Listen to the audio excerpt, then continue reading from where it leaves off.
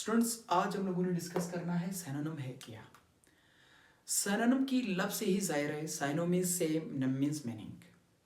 वो multiple words जो एक ही मीनिंग, एक ही तरह की मीनिंग दे रहा हो, उसे क्या कहा जाता है? Synonyms. Those words which gives same meaning is called synonym।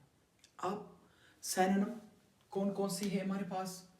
अगर हम लोग एक लफ्ज़ लिखते हैं abandon, abandon मीन्स छोड़ देना।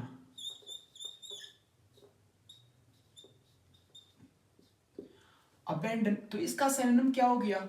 हमारे पास एक लफ्ज है लीव, दूसरा है हमारे पास relinquish,